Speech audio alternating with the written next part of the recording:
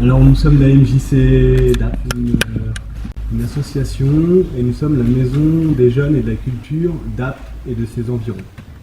Et la MJC a décidé de créer un projet qui s'appelle la coopérative des savoirs. Donc à côté de moi, vous avez la directrice de la MJC, vous avez une administratrice de la MJC, et la volonté et l'idée de cette coopérative des savoirs est partie de ces deux personnes.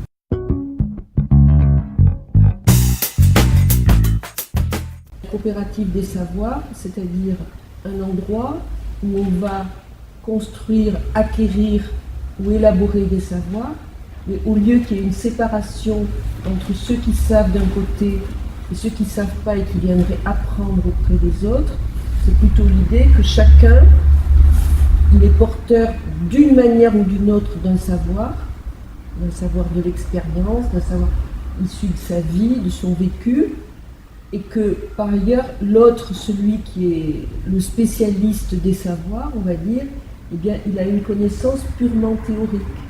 Et que donc c'est peut-être la rencontre des deux qui va faire qu'on va être au plus près de la vie finalement. Voilà.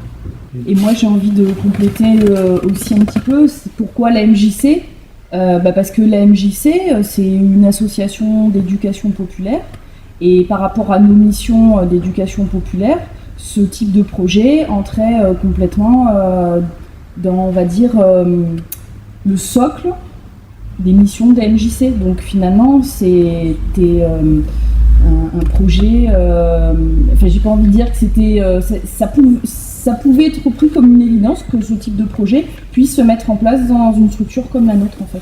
Pour l'instant, ça se passe à la MJC. Au début, ça se passait à la MJC, et on est en train de la faire sortir de la MJC, cette coopérative des savoirs.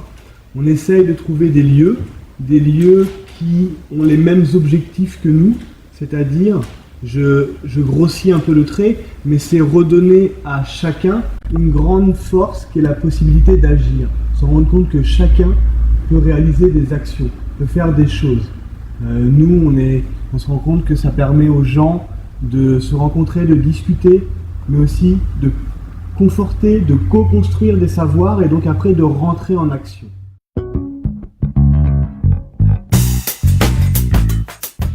Alors, dans le cycle de l'école, on commence par l'école maternelle, puis après on va à l'école primaire, puis après on va au collège, puis après on va au lycée. Et puis après, il y a la possibilité d'aller à l'université pour avoir des diplômes supérieurs. Et puis malheureusement, tout le monde n'a pas la possibilité d'aller à l'université.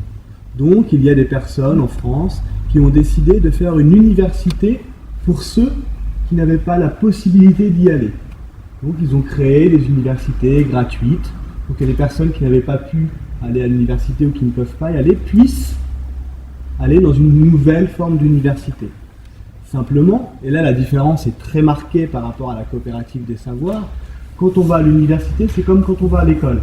Il y a un professeur et des élèves. Et les élèves écoutent ce que dit le professeur. Voilà. Dans la coopérative des savoirs, il n'y a pas de professeur.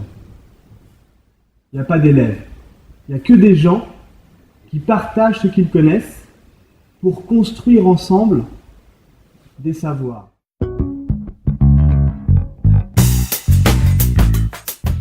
C'est une première petite contribution, parce qu'en fait on est parti de l'idée que les coopérateurs étaient des contributeurs volontaires, c'est-à-dire que à partir du moment où tu décides d'être coopérateur, ça veut dire que tu acceptes d'être volontaire, et tout le monde essaye de mettre une petite pierre à l'édifice.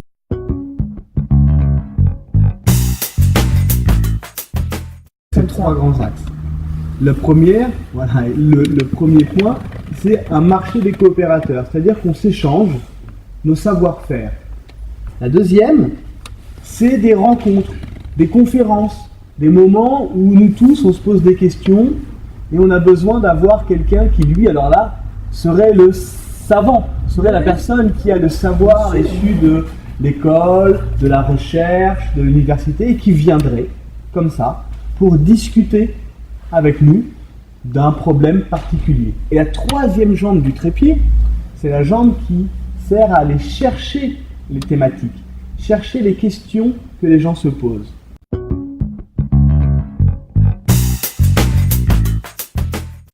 La curiosité, effectivement, c'est du désir. C'est-à-dire que finalement, la curiosité, c'est le désir de vivre. Et à travers notre curiosité sur le monde, sur les autres ou quoi, on manifeste le fait qu'on a envie de vivre. En savoir plus, entre guillemets. C'est pas en savoir plus pour gagner plus, c'est en savoir plus pour vivre plus.